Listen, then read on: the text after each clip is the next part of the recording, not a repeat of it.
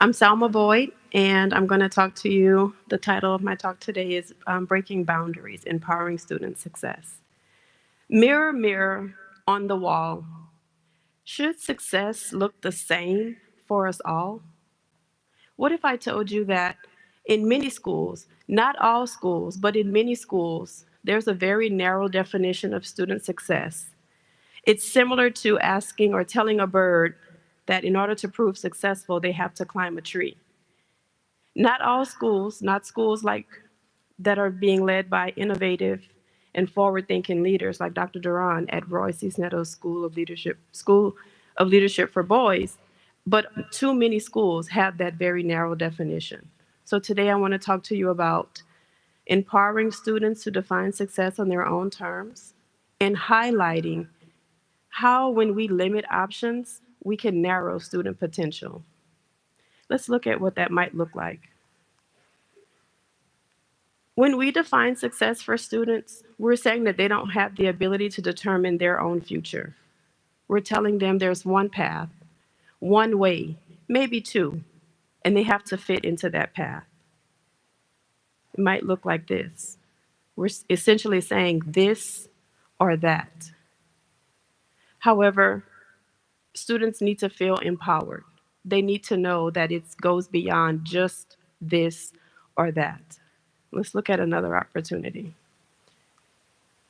But empowerment is more than just giving students options. It's about giving them the right information so that they can make choices with clarity and with confidence. When students have the freedom to choose, or when they're given the opportunity to choose, it encourages accountability, responsibility, and problem solving skills. When we give students the opportunity to, to choose on their own what success looks like for them, whether it is mastering a skill, building relationships, or conquering a challenge or overcoming a specific challenge, this is what it looks like. They have many paths to choose from.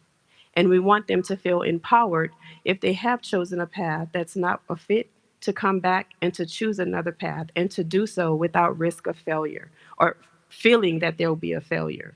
Because failing is just an opportunity to adapt and to change. And we want, what if students were able to take choices, take chances, to choose different paths without that fear of failing? Let's think of it another way. When we limit student choices, it's similar to putting them in a box. So this view is from a box. Putting them in a box with a peephole where they can see very little when there's so much more out there. Let me give you two examples. Let's talk about some students. Student one. Student one has good grades, but student one lives in a low socioeconomic home, possibly being raised by grandparents in a high crime, poverty stricken area. Is it fair that when the school is giving options to student one, that college talks are not something that they include? That student one is excluded from anything related to college? Let's think of another student. Student two, a completely different student, comes from a two-parent household, would not be the first person in the family to get a degree.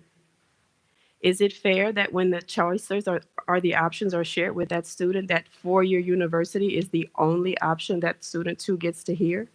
Because what if that same student were to face a financial challenge? If student two doesn't know about community college as a cost-saving option, student two may give up completely. I was most like student one. I had excellent grades, but because of those other factors, no one in the school system talked to me about college. My family, though they weren't sure of how to do it, they had confidence that I would achieve my goal of getting a college degree. But they didn't know the tools, they didn't have the resources to know how to help me. Students have to be encouraged to choose and define success on their own. We should not put more barriers in front of them. We should not box them in. Life is about learning. Go back. We should engage students in conversations about community college, four-year universities, industry certification programs, and military options as well. What we don't want to do is to box them in. We don't want to place more unnecessary barriers that limit their potential. And we really want to steer clear of what I call nested barriers, where a student is able to successfully remove one barrier and there's another one inside. We want to create an environment where students can thrive. And to do that, we need to give them their choices, give them the tools to make informed decisions, and give them the courage to step out of the boxes and beyond the obstacles that we placed upon them. Imagine a world where students can say, I refuse to remain bound by the barriers placed upon me. Thank you.